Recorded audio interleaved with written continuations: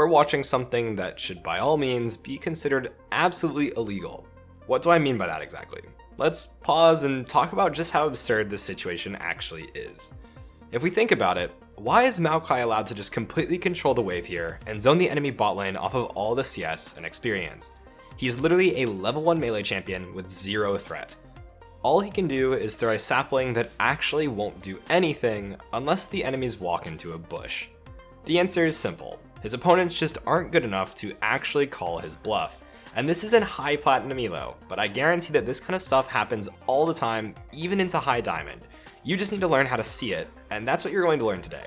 If we look at 2 minutes into this game, the wave is pretty much exactly even, so you would think that two ranged champions would surely be able to fight for the wave and get control, especially versus a level 1 Maokai. However, it just doesn't happen. In fact, right after Maokai goes for this minion here and turns away, watch what the enemy bot lane does. Just look at how much space there is here between them. If we ask what Maokai is threatening, or even what Triss is threatening, the answer is nothing. The champions that should have threat here are the ranged ones. They're the ones that need to close the distance here and be the aggressors to push the weak level 1 melee champion off the wave. But they clearly don't know that based on what they just did. Now that our challenger Maokai sees that, watch how he reacts. He's able to just completely walk past the wave and zone them off, allowing his ADC to push for the level 2 freely and secure it. He essentially just bluffed his strength. It should have been called out, but instead, he got more respect than he deserved and won the push war for it. This is an insanely abusable tactic in pretty much all elos, with literally no downsides, and we're going to show you how often enemies just really won't call you out on your plays when they really shouldn't allow them. Sometimes the incorrect play becomes the correct one, and it's a lot more often than you might think. Let's jump into it. Me saying that the enemies will constantly be making mistakes is definitely true, but also not. In your own games, it can definitely be hard to tell what mistakes are, and it's partially due to just not recognizing them, but a bigger portion of it, and the one we want to focus on today, is that you just aren't creating the situations where your enemies can mess up. A lot of supports in this situation here will just sit in the bush and simply do nothing. Yes, you're a melee champion with no abilities up. You're probably not going to be able to do much here. But there is one thing you can do, and it's try and make the enemy mess up. The main way to do that is to test how much space the enemy team is willing to give you. If you walk at them and they move backwards, you just won control over the wave, which is huge in pretty much every matchup. If you walk at them and realize that they're calling your bluff and trying to fight you, you walk backwards and lose absolutely nothing. However, you gain the opportunity to test your opponents, and that is a concept that we're going to be revisiting a lot. Moving back and forth in little bursts like this is a really good way to keep your opponents on their toes and also test how good they are at this concept, which we like to call tethering.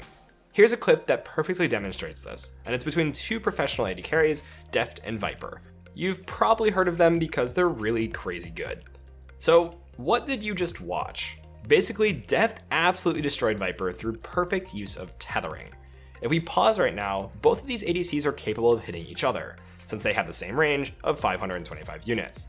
They both have the same goal: do damage, don't take damage. Pretty simple. When Viper starts walking away, Deft takes this as an opportunity to use as much space as he can, and he walks towards her. As soon as he sees the model turn around to try and hit him, he turns as well, and with Xayah's move speed, he's able to stay perfectly out of range. The second he sees Kai'Sa turn away again, he once again wants all of that space for himself, and he turns. Deft rinses and repeats this insane manipulation of space, and quite literally hundreds of zeros in ADC with the exact same range as him without taking any damage. This is about as perfect as you're going to get, and trust me, you don't need anywhere near this amount of execution to get the intended result. The main idea is that if Deft had never bothered to retake that space that Kai'Sa gave him, Viper wouldn't have felt threatened enough to turn and try to hit him, meaning this whole play would never have happened. On top of this, he is maintaining a perfect tether, or the distance that he can't be hit. He's just close enough at all times where it feels like Kai'Sa can hit him, but just far enough away where she ends up walking back and forth, looking like an idiot. But Viper isn't an idiot, and this works at quite literally the highest level of play, as we just saw. Let's see another Platinum game, and just see how poorly enemies react to this kind of movement. All Ezreal and Brand have to do in this lane is stand just outside of Shen's taunt range and Draven's auto attack range. The idea is that unless he uses flash, it's the only threat. And being ranged champions, they should have no problem doing that if they're halfway decent at tethering. However, most people aren't nearly as good as deft, unsurprisingly. If you walk back and forth in tiny movements, enemies will have a really hard time of actually spacing you correctly, and you can almost wiggle your way up to be in range. The key is just taking as much space as you can without being hit yourself. You can create a chance for enemies to miss space like this and not just wait for it. It may look like Ezreal just mispositioned horribly, and it's because he did, but Shen moving back and forth created this opportunity. If you just walk at someone in a straight line without mixing up your movement, it's very easy to respond to it and just walk away. The simple idea of just moving back and forth to inch your way into a winning fight is something a lot of players just don't do. But look at how effective it is once again in another game when you're a melee support against ranged champions.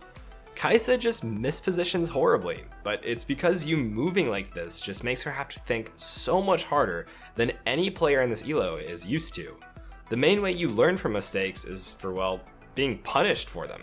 And for the most part, this is just something people have never been punished for before. I mean, just look at how far back the Zilean is right here. He's level 2 to level 1, and he's actually off screen, threatening absolutely nothing. In all the other examples, you can just see how the supports play, and it's really easy to tell that they just don't think about this. They're not trying to be just close enough to threaten and keep you at the right range.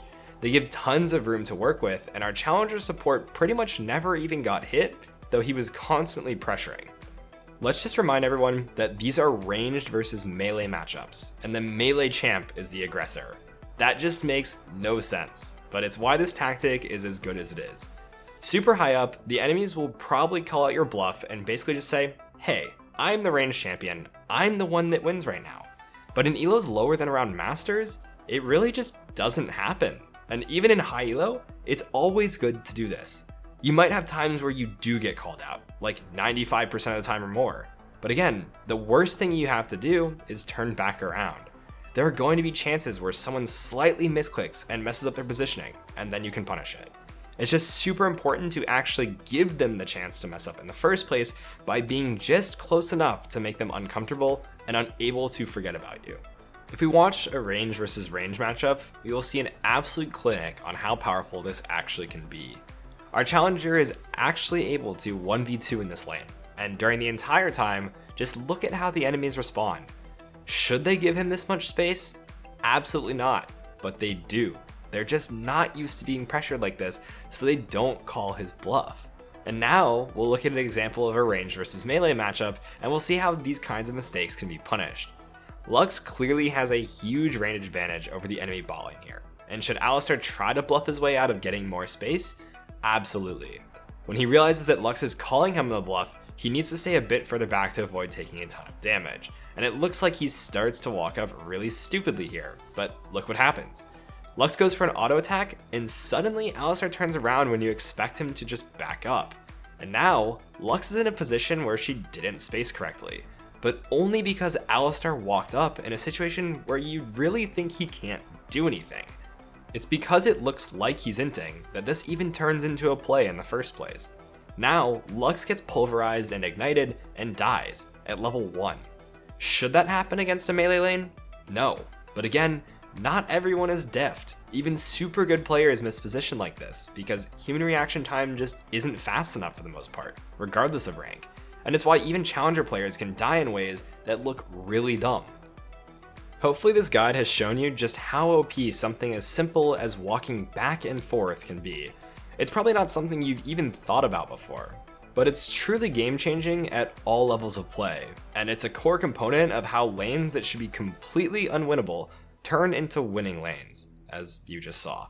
Alright guys, before we wrap this up, let's tell you a little more about SkillCapped. So, we offer a 5-division rank up guarantee, and think that's a pretty crazy thing to offer. It's like a gym membership guaranteeing you'll get ripped. Your local gym would go bust if they offered that, right? Not us. We've offered this for years because our service really does work. It works so well, in fact, that we're able to produce by far the largest catalog of premium league guides on the internet. We add over 20 videos a week, with over 1,600 guides curated into over 100 courses no one can compare. We've also sent challenger players players into ELO Hell 714 times and counting, where they commentate how to carry live. They also respond to all questions asked. Sign up today for as little as $4.99 a month if you are serious about improving.